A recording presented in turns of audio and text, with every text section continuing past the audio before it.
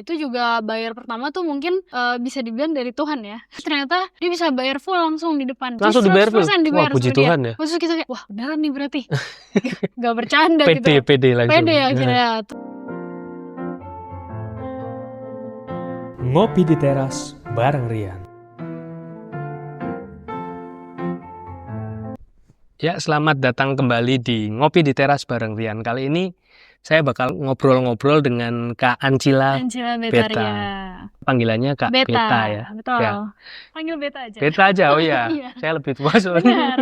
Jauh lagi. Iya, Rian. Jadi kita bakal ngobrol-ngobrol soal ya, seperti di podcast-podcast yang lalu saya ngobrolnya kan tentang iman spiritual dan sebagainya. Cuman kali ini ada yang cukup unik karena kita ngobrol sama Beta ini adalah seorang entrepreneur cewek dan entrepreneurnya Katolik. Banyak yang obrolan postingannya yang cukup menggugah ya. Jadi konten Katolik ya, tapi konten tentang entrepreneurship kayak wirausaha juga banyak. Jadi kebagi gitu loh postingannya. Iya, saya mau tanya-tanya dikit sih. Latar belakangnya Beta tuh apa sih sebenarnya? Aku ya, latar belakangnya kalau aku dari dulu kuliah gitu ya. Yeah. Aku tuh dulu kuliahnya food business technology. Food business. Jadi ya, beda sama teknologi pangan tapi dikombinasikan sama bisnis. Oh, sama bisnis. Jadi itu memang background edukasi ya, terus terbawa sampai sekarang aku bikin bisnis karena dari kuliah juga kan ya diajarin gitu gimana caranya. Akhirnya tertarik dengan dunia bisnis, aku menjalankan usaha. Dan ya kebetulan Katolik juga dari kecil, dari bayi ya. Dari kecil, oh iya, dari lahir. Benar. Nah jadinya ya, dan menurut aku Katolik tuh menarik banget gitu.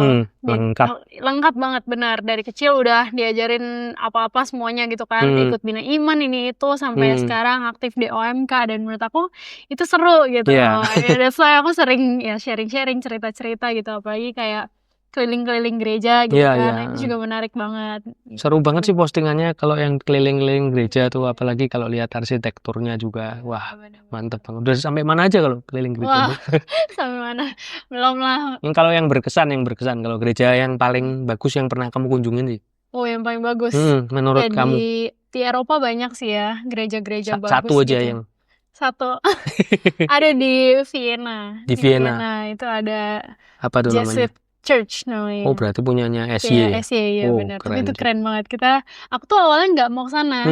Cuman waktu itu pas kita mau ke katedral, terus hujan badai gede banget. Kita udah pakai jas hujan, nggak bisa deh ini, kita cari tempat neduh gitu kan. Kecewa juga ya kayaknya. Iya, terus akhirnya neduh dulu. Pas neduh nemu sih Jesuit Church itu. Wow. Sebenarnya nggak direncanakan, nggak. Di luar itin nih berarti. Iya, wow, keren. Benar. Terus balik lagi ya tadi. Beta tuh mulai kapan berarti? Setelah lulus kuliah atau? Pas masih kuliah sih sebenarnya. 2020. Iya. 2020 mulai. 2020. Terus kok bisa kopi terus coklat itu awal mulanya gimana tuh? Oke, kalau kopi emang dari keluarga sebenarnya ada backgroundnya. Oh, memang backgroundnya? Iya, ada pengusaha kopi. Jadi ya. papa mama aku tuh punya usaha di pasar-pasar modern gitu kan. Oh. Sekarang di Semarang ada satu. Oh, di mana? Di BSB. Di BSB namanya? Iya, rumah kopi namanya. Rumah kopi. Iya. Saya lewat terus tuh BSB. Boleh nanti. Ntar coba kalau mampir ya. Rumah kopi, makanya rumah udah kopi. punya koneksi juga lah ke beberapa petani-petani gitu kan. Nah, kemudian aku coba buat dalam skala yang lebih modern lah gitu. Toko kopinya di ruko-ruko gitu. Selco namanya. Selco ya. Terus kalau coklat itu mulainya dari mana tuh? Nah, kalau coklat tuh aku sama partner aku kan. Nah, itu tuh awalnya kita ngelihat kalau kopi nih kayak udah banyak banget yang main gitu kan. Super banyak gitu. Terus tapi di setiap toko kopi, setiap kafe tuh pasti ada coklat. Coklat panas. Coklat, terus kue-kue semua pakai coklat kan. Bahan bakunya coklat bahan semua. baku dan coklat tuh kayaknya ya kita di semua kalangan umur kayaknya suka gitu ya. Dari anak-anak sampai orang tua tuh suka sama coklat gitu. Nah, akhirnya aku sama partner coba buat cari tahu tentang coklat lebih dalam. Nah, terus kita ikut kursus segala macam. Terus menarik nih membahas coklat Indonesia dari Sumatera, Bali, Papua gitu. Terus habis itu kok ada sempat ikut kompetisi itu berhubungan dengan yang coklat atau yang kopi itu? Yang coklat. Nah, gimana tuh ceritanya? Jadi Kartens Kokoa dulu kan namanya mahasiswa ya, modal kecil gitu kan. Oh, berarti masih kuliah saat masih itu? Kuliah. modal kecil gitu, Iya. cuman ya aku 2 juta, partner aku 2 juta gitu kan, 4 Wow. juta gitu. Terus kurang nih kayaknya modalnya gitu kan. Terus kami ikut lomba-lomba gitulah, iseng-iseng aja naburin bisnis proposal gitu kan. Banyak banget tuh lomba-lomba. Terus akhirnya ikut. Nah, yang pertama itu dari Bea Cukai yang dapat pengumuman gitu kan. Terus ternyata ditawarin buat ikut booth di Bea Cukai, di kantornya Bea Oh, di Bea Cukai gitu. Cukai. Terus Waktu itu buka masuk pertama kali. 20 besar gitu. Itu buka di situ Buka pertama pertama kali, kali. bener. Memperkenalkan coklat Indonesia pertama kali di sana. Terus ternyata, wah, orang-orang tuh antusiasnya lumayan tinggi gitu. Dan ternyata puji Tuhannya lagi, kita masuk 4 besar. Wow. Iya, dan Di compete menang. itu dari 20 di compete lagi. Iya, betul. Sebenarnya dari ribuan, terus masuk 20 besar. 20 buka booth semua itu. Semua buka booth. Terus ada 4 pemenang. 4 pemenang. Terus masuk. Wow. Iya, terus wah, kaget juga gitu kan. Iya. Pertama kali nih bisnis baru jadi gitu, tiba-tiba menang gitu kan. Tapi itu lumayan buat nambahin modal. Hadiahnya ya Hadiahnya buat langsung diputerin modal. Betul. Terus setelah itu? Abis itu karena waktu itu Bea Cukai itu lagi gencar-gencarnya buat UMKM ekspor. Oh. Nah, jadi semua orang yang datang ke booth kami tuh nanya, udah ekspor belum? Udah ekspor? Boro-boro ekspor ya, baru juga jadi nih bisnis gitu kan. Akhirnya, wah, penasaran juga kenapa semua orang nanya udah ekspor belum gitu kan. Akhirnya ya udah kami coba cari tahu, pelajarin, terus ternyata menarik juga nih bisnis ekspor. Padahal waktu itu skalanya berarti sangat terbatas waktu pertama sangat kali. kecil ya, sangat kecil. Jadi mulai dari menang di Bea Cukai yang 4 besar itu mulai ekspor apa langsung gimana tuh? Belum, tidak semudah itu. Tidak semudah itu Ferguson. Semudah itu, benar. Karena kan pasti prosesnya panjang ya ekspor. Gimana tuh? Ya kami coba belajar itu mungkin setahunan lebih lah baru 1 akhirnya tahun. closing gitu. Setahun. Nah, itu juga bayar pertama tuh mungkin bisa dibilang dari Tuhan ya. Ya, gimana tuh ceritanya?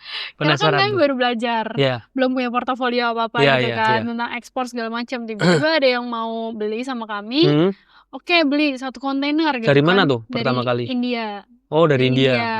1 kontainer, dia bilang, hah, 1 kontainer gimana caranya nih? Bingung dong gitu. Waduh, 1 kontainer. Tapi stoknya waktu itu ada? Waktu itu kami akhirnya kerja sama teman buat supply kan, kalau enggak ya kami nggak ada juga gitu kan. Saya kira udah, dia bilang bisa gitu, oke bisa. Terus karena waktu itu dia baru buat sampling, jadi belum beli beneran buat dipakai gitu ya. Sampling dia beli 1 kontainer tapi nggak full. Jadi cuma setengah doang setengah lah, kontainer.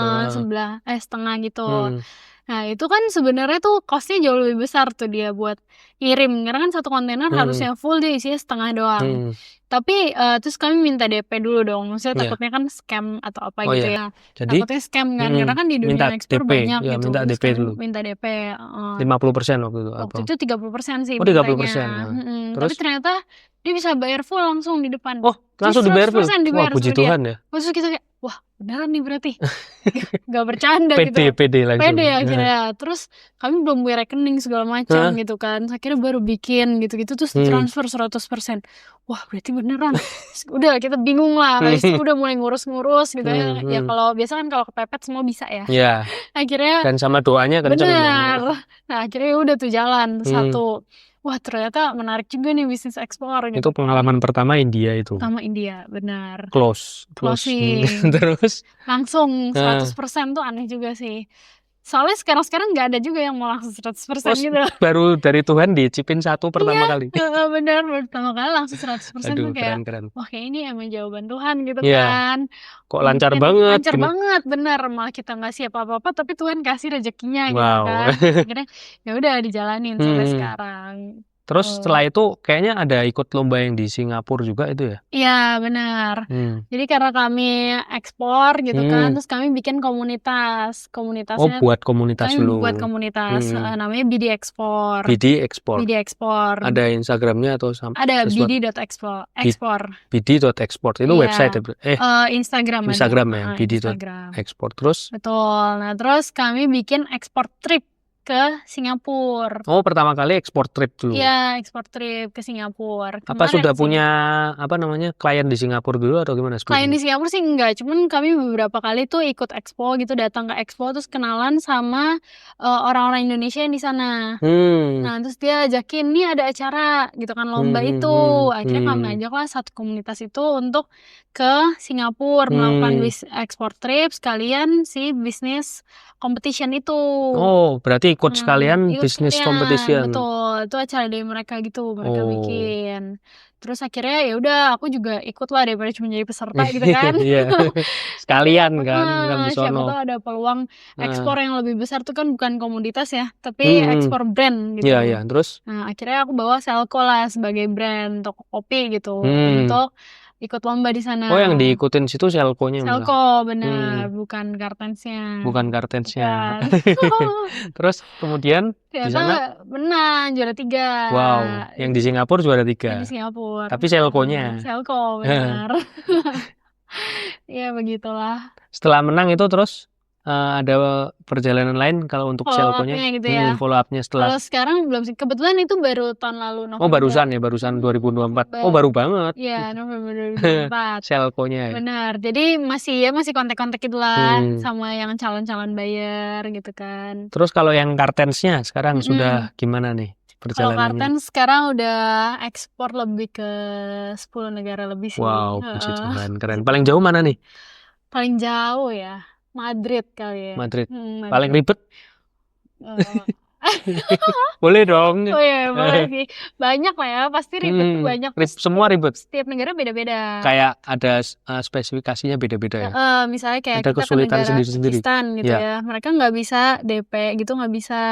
Bayarnya harus pakai LC namanya. LC itu kayak jadi mereka nyetor duit ke bank, kita kirim barang, kalau barangnya nyampe dokumennya rekening bersama dulu itu ya. Iya, yang jadi perantara bank ya. menyimpan, baru dicairin ke kami gitu.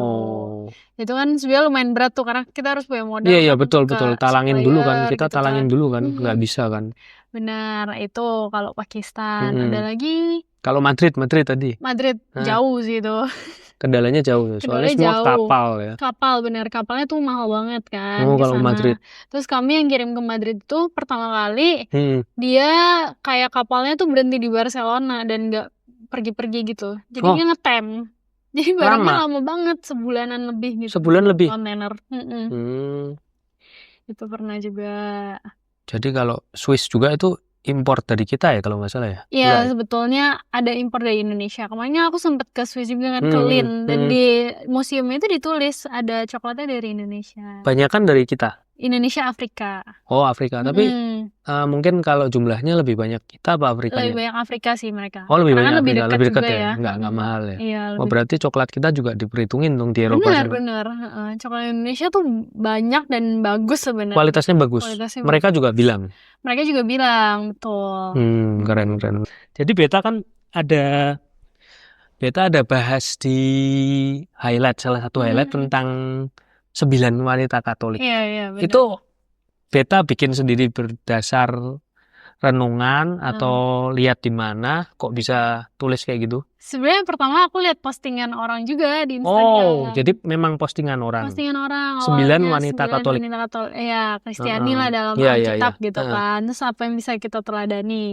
Terus menarik banget nih menurut aku gitu kan. Tapi itu orang luar gitu, orang Amerika atau mana gitu lah. Terus aku lihat terus menarik. Akhirnya aku cari tahu tuh masing-masing orang gimana. Nanti aku juga gitu. Gara-gara Beta itu aku baca satu-satu. Baca sesuai itu yang kamu tulis. Jadi ayat sekian sampai sekian tak baca. Tapi kalau udah baca terusan. Semuanya kan dibaca. Sekalian. Kalau enggak kan cuman petikan doang. Lihat sampai akhir. Oh ya gini. Keren-keren ya. Maksudnya ceritanya memang dia tulisnya seperti itu. Iya. Terus kalau Beta sendiri implement ke Beta gimana waktu itu? Oke, kalau waktu itu mereka tuh cuma nulis ayatnya doang. Oh. Jadi misalnya praying like Hannah gitu kan. Terus ayat. Nah, dikasih ayat doang, udah selesai gitu. Akhirnya kenapa dia bisa bilang kayak gitu? Aku penasaran kan. Ya udah aku buka lah baca ayat. Terus aku implementasin sendiri gitu untuk renungan aku sendiri tulis. Tapi kayak oh ternyata ini yang dimaksudkan praying like Hannah tuh kenapa gitu. Oh, jadi kayak ada refleksi pribadi gitu ya. Iya, Yang ditulis tuh refleksi pribadinya refleksi Peta. pribadi, iya. Keren ya. Ya aku tadi kepikiran banget ketika lihat yang Deborah tuh. Deborah kan leader. Benar, Sekarang seorang pemimpin kamu ya. posisi juga sama pasangan leader ya. Berarti Iya. 2 orang. Kalau yang Kartens pacar aku, iya. Berdua. Iya. Oh ya berarti sebagai leader cewek itu gimana tuh maintainnya tuh? Mau yang di Selco dulu apa yang di Kartens dulu nih? Kalau Kartens aku nggak leading sih. Oh nggak leading, yang leading. Pacar aku yang leading pasangan. Iya. Kalau di Selco. Kalau di Selco ya. Sebagai leader. Kayak misalnya Deborah, dia tuh kan maju berperang ya. Bukan cuma nyuruh orang buat berperang gitu kan, tapi dia ikut maju berperang gitu kan. Nah itu kayaknya dia sebagai leader ya emang leader gitu, bukan bos ya istilahnya. Kalau bos kan yang cuma nyuruh-nyuruh gitu doang, kan. Kamu yang kerja, aku diem aja. Aku diem aja, terima enaknya gitu kan. Nah tapi Deborah tuh ngajarin kita buat ya udah kalau kita mau berperang ya kita semua ikut, sampai leader-leader pun ikut gitu kan. Maju gitu. Pun sama dengan bisnis gitu. Kalau kita mau bisnisnya berkembang segala macam ya ikut terjun gitu. Jangan nggak ngerti apa-apa gitu kan. Misalnya lagi rame toko segala macam ya ikut gitu, bantuin gitu. Dan bisa semua, misal bikin kopinya bisa, jadi terus kasir bisa, palingnya kalau nggak bisa apa-apa ya bantu cuci piring lah gitu kan. Cuci gelas gitu. Iya. Paling nggak mau apapun ya. Masa mereka harus bisa tapi kita nggak bisa gitu kan. Jadi nanti kalau suatu saat punya karyawan, yang ngajarin ya ownernya sendiri. Iya kan? Benar. Bukan karyawan diajarin karyawan. Itu bisa juga karena kan kita harus delegasi. Benar. Kalau semua dikerjain sendiri kan capek juga ya. Ya oke. Nah, keren. Ya, sama terus apa namanya? Ada lagi ya. Tadi aku yang baca tuh Deborah tuh paling nancep sih sebenarnya, karena leading dan memang pas dengan obrolan kita, entrepreneur cewek. Sedangkan kalau di Kartens itu ya lebih ke side-nya apa? Kalau Kartens aku lebih banyak ngurus finance, operationnya. Yang leading lebih ke cowok kamu ya. Keren. Terus aku juga ini kan kalau kisahnya Ruth, Martha, Elizabeth, terus Hannah juga udah pernah sih. Cuman kalau Rahab itu sebenarnya aku agak waiting ya dia ya. Iya, Rahab ya bener, waiting itu tuh agak gimana ya? Maksudnya jujur kalau dari 9 itu yang aku agak bingung. Masih agak bingung tuh Rahab sama Priscilla. Oh, Priscilla. Nah, gimana tuh bisa loving sama siapa? Sama pasangannya Rahab. Kalau Priscilla, Aquila. Ya, Aquila benar. Ya itu. Ya. Kalau Rahab tuh gimana sih? Bisa dijelasin nggak? Dia sebenarnya kayak menunggunya. Kenapa dia waiting like Rahab gitu ya? Karena dia tuh menunggu untuk keselamatan gitu lah istilahnya. Oh. Jadi dia nggak barbar gitu. Salvation ya dia. Sebenarnya aku bawa loh buku aku mana ya? Kamu journaling juga ya berarti? Iya, aku suka jurnal. Kayak, ini buku. Mana ya? Itu si Priscilla. Gambar juga suka ya? Itu aku ngikutin doang. Nah ini si Rahab. Aku tulis, bukankah menunggu adalah suatu ketidakpastian. Iya kan, sebenarnya kita kayak suka menunggu misalnya kalau anak muda ya nungguin jodoh gitu kan. Nggak pasti ya kan. Kalau kamu sendiri, pengalamanmu sendiri? Pengalaman aku. Nah, yang bisa diimplementasikan kayak si Rahab berdasar ini refleksi gitu. Rahab ini. Ya misalnya kita ngomongin jodoh lah gitu itu kan sesuatu yang sangat tidak pasti dan kita nggak tahu ya itu siapa sebenarnya orang gitu kan, orangnya siapa gitu. Tapi didoain terus kenapa? Karena kita percaya kan bahwa Tuhan pasti ngasih seseorang gitu. Atau palingnya kalau Tuhan kasih panggilan lain pun ditunjukkan gitu kan. Masuk seminari lah, masuk biara gitu kan. Ditunjukkan gimana caranya gitu. Tapi ya kalau misalnya Tuhan belum ngasih pun kita tetap doa kan, doa terus Iya, gitu. betul. Berarti kita punya pengharapan. Kita punya harapan yang kita beriman bahwa Tuhan pasti kasih sesuatu yang terbaik buat kita gitu kan. Nah, mungkin itu sama kayak si Rahab ini juga menunggu keselamatan dari Tuhan lewat Joshua gitu. Itu kayak gitu ya. Makanya aku tulis di sini, bukankah menunggu adalah suatu ketidakpastian, tapi dia tetap menunggu gitu. Tetap karena menunggu, dia percaya sama Tuhan. Dia percaya bahwa ada penyelamatnya nanti. Ya bener sih, masuk akal sih analoginya. Terus kalau yang itu, yang Priscilla ya. Priscilla kayaknya relate deh. Kamu sama pasangan saat ini. Ya bener kan? Benar. Mereka berdua kan sahabat Paulus juga. Betul. Juga apa namanya? Ya kalau kamu dalam pekerjaan juga kan berdua sekarang. Benar. Jadi mungkin relate banget juga gitu ya. Betul kan? Dia mewartakan sampai nggak takut mati kalau di Iya, sini. benar-benar. Dia kayak martir-martir itu Ya, lah ya. tapi dikit banget ya kayaknya kisahnya. Iya, Priscilla cuman lumayan. dipetik doang dikit. Iya, mungkin Beberapa. juga karena dia nggak terlalu ditonjolkan kan. Waktu itu kan kisah para rasul ya kalau nggak Iya, salah ya. Kiss. Jadi pas baru juga orang-orang jemaat perdana itu baru-baru Iya, iya. terbentuk gitu kan ya. Gitu. Coba kita lihat. Pasangan paling populer, keren. Woi. Itu refleksimu dong. Iya, ini refleksi aku nih. Tapi aku tulis sih ini kalau kayak dari Roma gitu kan. Ya, ditulis Priscilla sama si Aquila, teman sepekerja Paulus dalam Kristus Yesus gitu, ya kan. Mereka mempertaruhkan nyawanya untuk menyebarkan ajaran Yesus kepada orang Yahudi. Kalau di hidupmu, lovingnya Priscilla Lovingnya dan si Aquila Priscilla ini ini gimana? Dia kayak aku menyadari sih bahwa menyebarkan misi Katolik kayak gitu nggak mudah sama sekali ya. Nggak mudah. Nggak mudah. Terus mungkin banyak juga hujatan segala macam tuh banyak ya. Sempet kayak nggak? bikin konten gitu kan. Sempet nggak? Ya ada lah pasti setiap kali ini ada aja lah yang aneh-aneh gitu komennya. Cuman waktu itu aku pernah kayak bilang kan ini gimana ya, kenapa aku mau nyebarin sesuatu yang baik aja kok susah banget gitu, dan malah dihujat sama orang. Sempat mengeluh ke Tuhan gitu ya? Nggak ke Tuhan sih, aku cerita curhat. Tuhan aku terus ya gitulah, namanya misionaris gitu ya. Misionaris pun nggak disukain sama semua orang. Yesus pun nggak disukain sama semua orang kan, sejak sebenarnya. dulu berarti. Iya kan, dari dulu pun gitu. Dia harus keluar dari zona nyamannya, keluar dari daerah tempat lahir, tempat kelahirannya, baru dia bisa berkembang gitu kan, baru bisa menyebarkan sesuatu gitu ya. Menurut aku si Priscilla sama Aquila pun melakukan hal yang sama gitu, bahkan sampai rela mati gitu ya. Di sini kan loving itu kayak Tuhan aja rela mati demi menyelamatkan kita gitu ya. Terus kayak aku pas lagi mempersiapkan ya, kan aku udah mau merit gitu, aku lagi mempersiapkan KPHB gitu kan. KPHB apa tuh? Kursus persiapan hidup baru. Oh, kalau di sini namanya MRT, membangun rumah tangga. Oh, membangun rumah tangga. Ada kayaknya di sini wajib Discovery juga. Betul. Aku dulu sempat bawain Discovery di Semarang. Sempat bawain sesi berapa ya? Udah ikut Discovery-nya? Discovery udah. Aku bawain sesi 5 waktu itu. Wah, aku udah lupa bahkan. Karena aku ikutnya 2023. Oh, udah ikut lama ya. Itu waktu pacaran biasanya juga. Kayak ini intermezzo dikit ya. Katanya kalau Discovery itu, kalau panitianya bilang kalau Discovery itu kayak proses seleksi.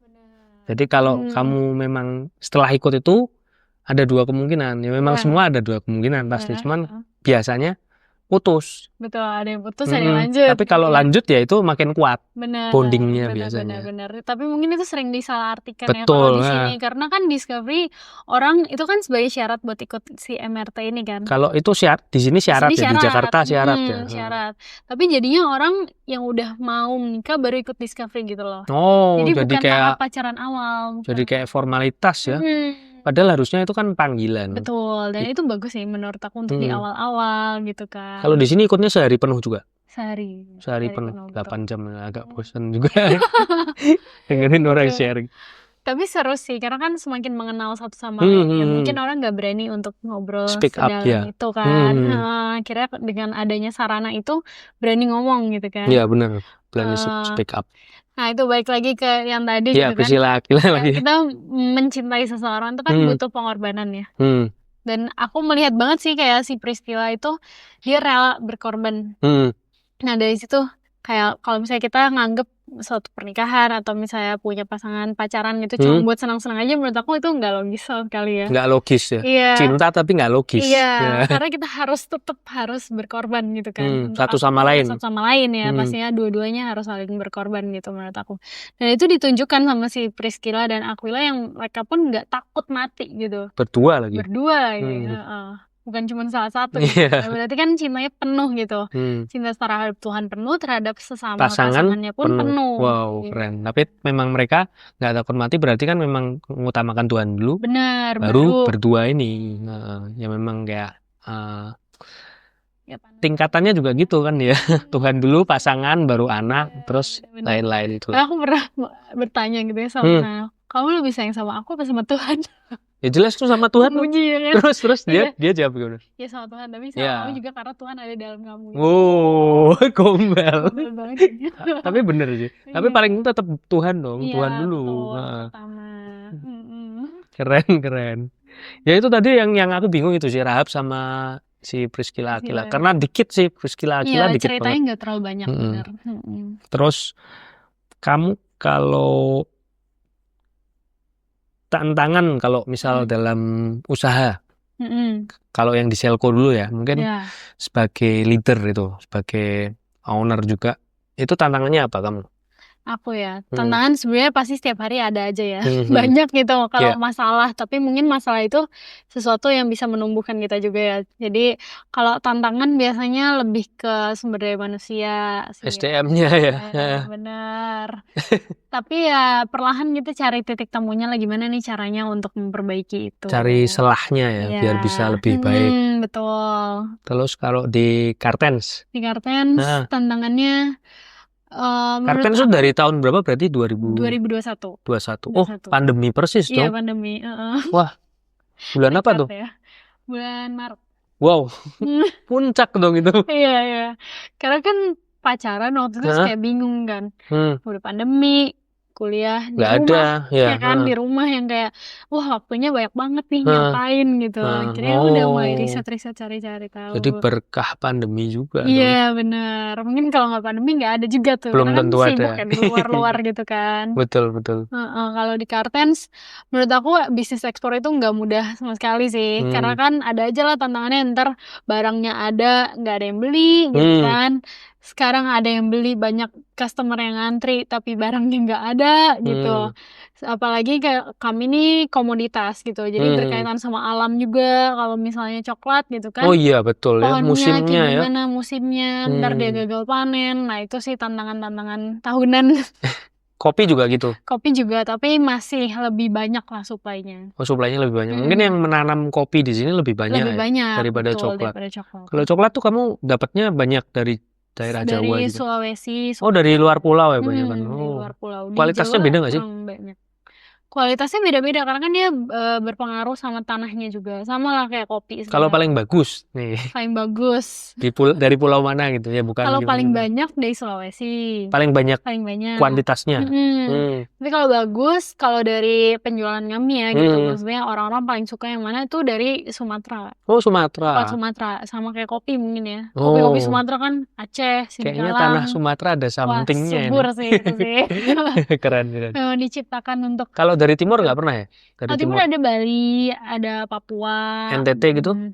Flores sebetulnya ada, tapi kami Flores kan kopinya kan oke tuh. Flores oke kopinya. Dia coklat banyak juga nggak? Coklat ada juga tapi nggak sebanyak kopi memang. Kopinya Flores kan kayaknya istimewa tuh. Iya benar, enak sih. Iya. Dia unik soalnya kopinya Flores. Iya. Kalau kopi sendiri kamu sukanya yang Arabica apa Robusta? Aku blend sih, Arabica sama Robusta campur. Oke. Ya, biar nggak terlalu strong gitu kan. Kalau aku sukanya Robusta sih. Robusta ya. Robusta aja. Kalau Arabica kayaknya pernah sempet minum ya apa? Luwak itu. Luwak tuh Arabica ya kayaknya. Arabica banyak kan. Mules loh. Nggak tahu ya, kayak terlalu asam apa gimana ya. Waktu minum cuman secangkir bagi 2 sama istri kan. Kok agak mules, nggak enak. Agak lama juga sebahnya di ininya kayak naikin asam lambung. Ya kayaknya di sini agak lama, terus baru 2 jaman baru berasa enakan. Iya cocok-cocokan kayak gitu. Terus momen ini nih, Beta ini kan pernah jadi volunteer ya ya volunteer mungkin kalau di Katolik mungkin biasa ya. Cuman kalau di volunteer misa dengan paus, nah itu loh. Kan sempet di highlight juga kan itu, keren itu, wah bikin orang iri. Waduh salah berarti caranya. Enggak, tapi irinya in a positive way. Jadi bukan iri pingin menjatuhkan, tapi wah keren ya, seru ya gitu loh. Sebenarnya itu awalnya dari awal gimana? Awalnya karena aku kan seksi kepemudaan ya. Terus diajak sama Romo Bekti itu Komisi Kepemudaan KJ ketuanya. Terus diajak ngomong bulan segini sampai segini kosong nggak gitu kan. Kosong sih nggak mau. Kerjaan ya nggak kosong berarti. Terus kan? tapi kenapa gitu Nah. kan. Terus dia mau nggak join tim buat kunjungan Bapak Paus? Ya mau lah gitu kan, nggak pakai nanya. Langsung lainnya nanti Iya, ini ya dulu. mau lah gitu kan, langsung Terus? lah. Akhirnya join ke kepanitiaan kecil gitu waktu itu untuk merekrut volunteer dari KAJ. Itu persiapannya berapa lama tuh? Berapa bulan ya? Itu acaranya tuh kan September ya. Dari Mei gitu udah ini sih udah mulai Wow. Mei, Juni, Juli. Ya nggak terlalu lama juga tapi nggak terlalu lama juga. Sih. Awal banget mungkin Maret gitu, tapi abis itu nggak terlalu banyak. Terus gimana tuh awalnya? Abis itu kami ya volunteer untuk maksudnya kamu di bagian apa? Volunteer. Awalnya tuh disuruh buat gini nih, bikin konten gitu. Oh, bikin konten kreatornya gitu ya. Tentang Paus Fransiskus segala macam gitu. Tapi akhirnya berganti peran. Oh, change. Ganti peran. Di tengah-tengah. Di tengah-tengah ganti jadi untuk tim rekrutmen volunteer dari KAJ. Oh. Itu waktu itu aku ngerekrut dari Dekanat Tangerang. Karena kan aku di Tangerang kan. Waktu itu di Dekanat Tangerang semua kami yang seleksi gitu. Sama ada Romo Wahyu namanya. Banyak yang daftar ya berarti ya? Oh, banyak banget. Karena itu kan euforianya. Iya benar. Jadi kayak seleksi Indonesian Idol. Iya. Iya, sehari bisa wawancara 20 orang, 30 orang gitu. Sehari. Waduh.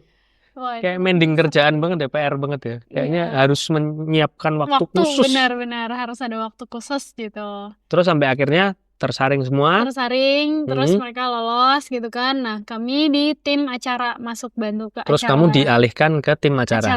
Betul. Acara jadi yang di panggung tuh kan ada pre-mass, post-mass kan. Iya. Yang sebelum misa itu ada acara ngapain. Terus setelah misa ada tampil ini itu. Nah, kami di dalam situ. Wah. Sempat ketemu Bapak Pausnya nggak? Ya lihat doang sih. Tapi deket. Deket banget kalau yang ikut misa kan di tribun semua. Betul. Dan itu kan dijatahin juga ya kayak umat gitu kan. Terus yang serunya adalah kan setiap paroki itu cuma dikasih berapa gitu kan. Maksudnya 200 aku kan besar ya sebenarnya. Dikit doang deh kayaknya satu paroki. Paroki aku 20.000 umatnya cuma dikasih 200 gitu. Dan abis itu kan di-share cuma buat ya ini silahkan ketua lingkungan, ketua seksi gitu kan. Iya. Terus sama umat satu lingkungan satu gitu kan. Nah, terus pada bilang, kenapa sih saya kan mau ikut juga, kenapa nggak bisa segala macam. Terus Romo Paroki aku bilang, ya itu konsekuensi gitu kan. Kamu kalau nggak kamu aktif, mau melayani, kamu aktif ya kamu dapat bagian kamu betul. gitu kan. Ketika kamu nggak mau hadir, nggak mau melayani, kenapa kamu menuntut untuk sesuatu gitu kan. Jadi ingat, kalau di Katolik harus melayani.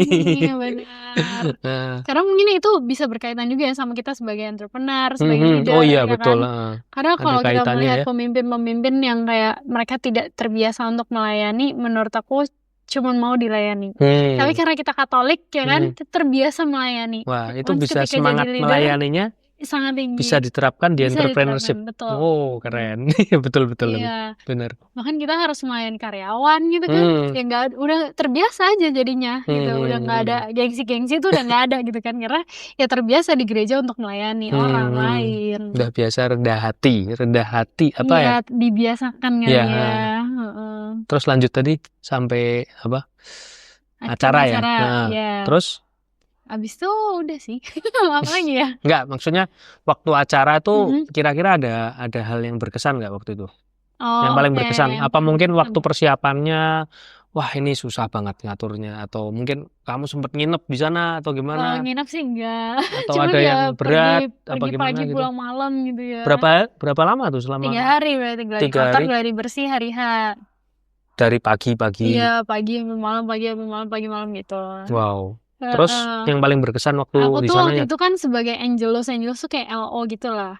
LO-nya? Nemenin Romo. Oh, ya. Jadi Romo-Romonya ada LO-nya? Tapi nggak semua Romo, cuma Romo yang tampil aja. Jadi waktu itu kan ada Romo Alo, Romo Aloysius Tane MSC, itu yang nyanyi sama Liodra.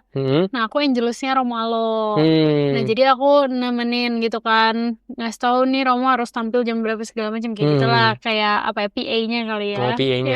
Jadi tiap Romo ada LO-nya apa? Ada LO-nya sih, yang sendiri tuh Romo Alo doang. Yang lain itu kan The Romos namanya ya. Iya, The Romos. 10 atau 9 ya. Kalau yang dari parokiku itu Romo Erwin. Romo Erwin, Kenal? benar. Iya. Ya boleh halo ke Romo Kenal Erwin. Romo Erwin. Saya ngontenin bareng Romo Erwin. Oh, lucu banget tapi Romo Erwin ya waktu itu kita lagi gladi bersih ya loh. Pak hari H ya. Terus ini foto aku ini diedit fotonya. Jadi cantik. Karena aku belum make up waktu itu. Ya ini loh dinamika. Itu The Romos sama Romo Alo sendiri kalau sendirian Romo ya. Alo sendiri tapi dia tampil juga di The Romos. The Romos. Oh, jadi 2 kali dia. 2 kali tampil, benar. Jadi harus standby di pagi sampai malam karena penampilan Romo Alo di awal, terus yang bareng The Romos di malam. Oh, aduh. Jadi double. Capek banget deh. Iya. Romo juga capek. Tapi seneng. Tapi senang sih, seru. Backstage-nya suasananya gimana sih waktu itu? Suasana backstage seru sih. Sempet kamu ituin nggak di video ada banyak ya? Ada. Ntar aku lihat lengkapnya. Nyanyi bareng yang seru ya kayaknya. Papa itu kan. Nyanyi semua gitu. Nah, waktu itu ketua acaranya Romo Yus. Sama nah itu Romo Yus juga wah menghidupkan suasana banget lah. Rame-rame ya, berarti panitianya juga Angelusnya banyak juga. Iya banyak. Yang dari 12 kayaknya 12. Yang dari kamu seleksi itu? Itu bukan, dari tim yang seleksi. Tim seleksi, jadi? Ya, tapi kalau yang diseleksi, yang volunteer diseleksi itu ada di tribun, ada di media, stadion media. Jadi mereka gitu. ngatur di mana ya, gitu ya? Mereka usher gitu lah. Ada yang usher, ada yang keamanan di depan. Itu soalnya kayak pengalaman seperti itu once in a lifetime nggak sih? Benar. Belum tentu lagi. Benar, kita nggak tahu lagi kapan. Bayangin kan waktu itu Yohanes Paulus II itu datangnya 89, kamu belum lahir. 10 tahun sebelum kamu. Terus ini baru 2024. Iya, 2024. Berapa tahun tuh? Wah, ntar nggak tahu kapan lagi. Ya makanya. Belum tentu masih hidup. Belum tentu beneran belum tentu 89 ke 2024. Ntar setelah ini pausnya kan kita juga nggak tahu bakal ke Indonesia lagi, belum tentu karena dia kan keliling kemana-mana. Iya. Tapi vibes-nya paus gimana tuh waktu kamu didekat dia?